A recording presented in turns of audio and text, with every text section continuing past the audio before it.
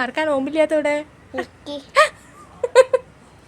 അങ്ങനെ ഈ നോമ്പില്ലാത്ത ആൾക്ക് വേണ്ടിയിട്ടുള്ള ഒരു നോമ്പുറ പരിപാടിയാണ്. അങ്ങനെ നോമ്പ് തുറക്കാൻ വേണ്ടി സമൂസൊക്കെ പൊരിക്കാൻ നിൽക്കുമ്പോഴത്തേന് കയ്യിൽ ഇങ്ങനെ ഒരു കെട്ടുമായിട്ട് സ്റ്റിച്ച് ഇട്ടിട്ട് ഒരാൾ വന്ന് ചിറിച്ച് നിൽക്കുന്നുണ്ട്. അതിൻ്റെ വിശേഷമൊക്കെ നോക്കിക്കുമ്പോഴത്തേനും ബാങ്ക് അങ്ങ് കൊടുത്തിട്ടുണ്ട്. പിന്നെ ജ്യൂസ്, വെള്ളം കലക്കിയ തരി, കട്ട്ലേറ്റ്, ചട്ടിപ്പത്തിരി, ഉന്നക്കായി, സമൂസ, ഫ്രൂട്ട്സ് അങ്ങനെ എന്തൊക്കെയോ വെച്ചിട്ട് നമ്മൾ നോമ്പ് അങ്ങ് തുറന്നിട്ടുണ്ട്.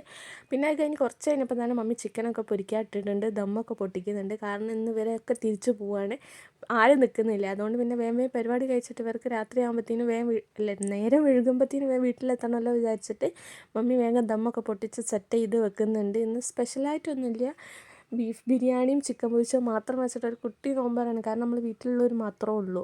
പിന്നെ അനു വേഗം എടുത്തു അവനെ ഫുഡ് കഴിപ്പിക്കാൻ ഇരുത്തിയിട്ടുണ്ട്. അവൻ നല്ല പേടിച്ച് ഇരിക്കുകയാണെന്ന് അവൻ്റെ മുഖം കണ്ടാൽ തന്നെ അറിയാം. അവൻ ആരെ കണ്ടാൽ ഈ പേടിക്കുന്ന വെച്ച് ഈ മുഖം നോക്കിയിട്ടാണോ ഈ പേടിച്ച് ഈ ഫുഡ് മൊത്തം ഇന്ന് ഒറ്റ വിളിക്ക് കഴിക്കുന്നത്.